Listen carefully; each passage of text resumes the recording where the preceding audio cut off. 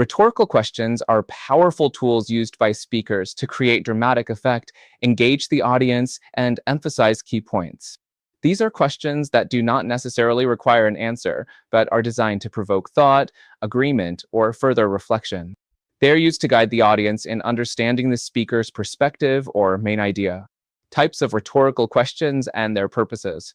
1. Encourage the audience to think deeply about a topic. These rhetorical questions are used to spark curiosity or prompt reflection. They help the audience visualize or imagine a situation, making the message more impactful. Example, there were no cars or trucks, no phones, and no postal service. Can you imagine what life must have been like? This type of question invites the audience to empathize or connect with past experiences or situations. 2. Invite agreement from the audience. These questions subtly encourage the audience to align with the speaker's viewpoint by framing the statement in a way that seeks agreement. Example, we wouldn't want to lose our sense of culture, would we? This approach involves the audience by making them feel included and reinforces the speaker's argument. 3. Provide answers to anticipated questions. These rhetorical questions anticipate what the audience might be wondering and then answer the question directly, making the message clearer and more engaging. Example, so, what is meant by good government? Well, the king puts the needs of the country first. This strategy helps address doubts or concerns, keeping the audience informed and focused. Why use rhetorical questions? They make speeches more engaging and interactive. They help emphasize important points. They encourage the audience to reflect and connect with the speaker's ideas. By skillfully using rhetorical questions, speakers can captivate their audience, inspire thought, and effectively convey their message. Well, today, now let's listen to the speech that uses rhetorical questions to engage the audience.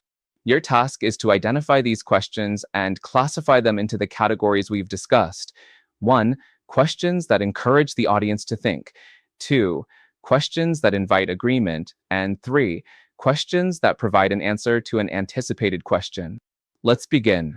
Dear students, it is my privilege to introduce an extraordinary advocate for global education, Professor Sarah Miller.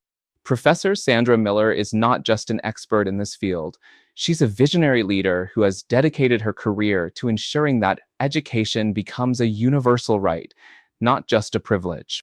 With decades of experience in building educational initiatives worldwide, she is here today to inspire us with her insights and practical solutions to one of humanity's most pressing challenges.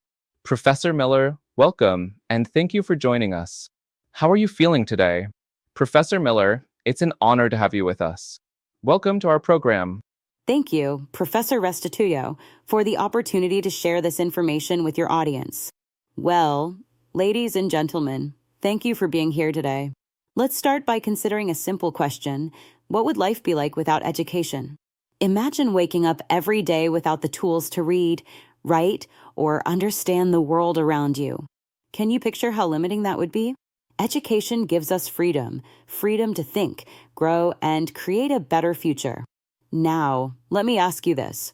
We wouldn't want to live in a world where education is inaccessible to millions of children, would we? Education is not just a privilege, it's a fundamental right. If we lose sight of this, we risk losing the foundation of progress. But what does it mean to ensure education for all?